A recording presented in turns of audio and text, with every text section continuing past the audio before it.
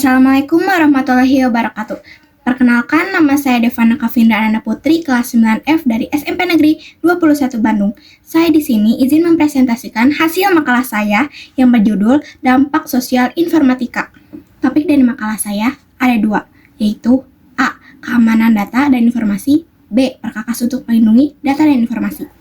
Sekarang saya akan menjelaskan pengertian dan beberapa contoh kejahatan terkait keamanan data dan informasi. Keamanan data dan informasi berkaitan dengan perangkat lunak atau artefak komputasional yang kita gunakan. Keamanan informasi terkait dengan pengembangan artefak komputasional yang aman dari proses pengembangannya dimulai dari analisis kebutuhan, perancangan, pengkodean, pengujian, pengoperasian, dan perbaikannya jika ada kesalahan atau bug. Bug ini dapat menjadi celah keamanan informasi. Ada juga beberapa kejahatan di dunia digital. Contohnya, evolusi dari peretasan.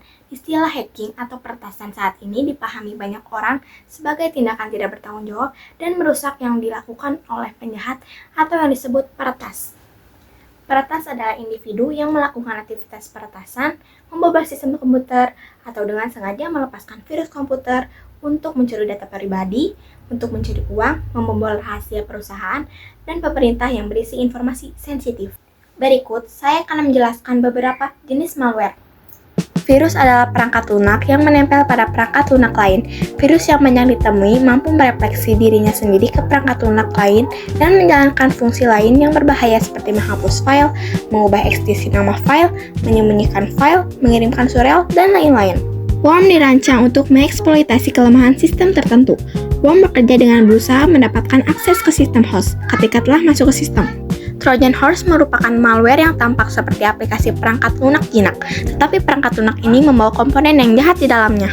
Teknik rekayasa sosial melakukan manipulasi pengguna, yaitu orang untuk mengeluarkan informasi atau melakukan tugas yang melanggar protokol keamanan. Phishing adalah kejahatan di dunia maya di mana biasanya target dihubungi melalui surel, telepon, atau pesan teks oleh seseorang yang menyamar dari lembaga yang sah untuk melabui target agar memberikan data sensitif. Farming adalah usaha untuk memikat pengguna internet untuk masuk ke situs web palsu, di mana peretas akan mencuri data pribadi penggunanya. Spyware adalah malware yang dapat memantau dan merekam aktivitas pengguna di komputer atau perangkat seluler.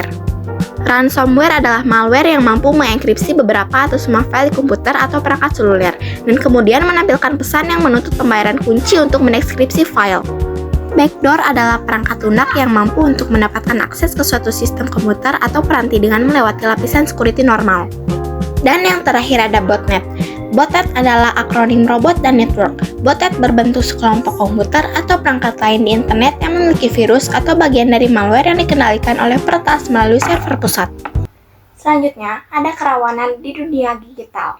Tanpa sistem operasi, sebuah komputer hanyalah anggokan alat. Sistem operasi mengatur kerja komputer, mengontrol akses ke perangkat keras, mengatur cara aplikasi disimpan, dieksekusi, dan dapat digunakan oleh penggunanya. Contoh yang kedua, ada kerawanan di internet. Internet dimulai sebagai ARPANET, sebuah jaringan yang menghubungkan sejumlah universitas, perusahaan teknologi, dan instansi. Pemerintah di Amerika digunakan sebagai media komunikasi peneliti. Selanjutnya yang terakhir, kerawanan pada sifat manusia dan Internet of Things. Faktor signifikan lain yang menyebabkan lemahnya keamanan adalah kecepatan inovasi dan keinginan orang akan hal baru yang diproduksi dengan cepat. Selanjutnya, saya akan membahas perkakas untuk melindungi data dan informasi. Berikut perkakas yang untuk melindungi hal tersebut. Enkripsi adalah alat keamanan yang sangat berharga untuk pengamanan data pada komunikasi data di jaringan komputer atau internet. Mekanisme keamanan berikutnya adalah autentikasi. Autentikasi dilakukan untuk memastikan dan menginformasi bahwa suatu objek adalah otentik atau asli. Autentikasi web.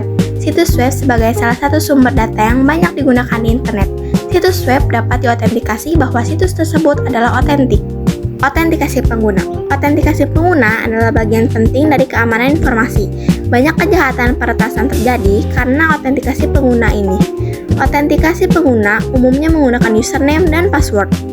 Biometrik. Biometrik adalah karakteristik biologis yang unik bagi seorang individu. Termasuk di dalamnya ialah sidik jari, pola suara, struktur wajah, geometri tangan, pola mata, iris atau retina, dan DNA. DNA sudah lama digunakan dalam penegakan hukum dan sistem peradilan Indonesia. Sekian video presentasi dari saya, mohon maaf jika ada kekurangan dan kesalahan.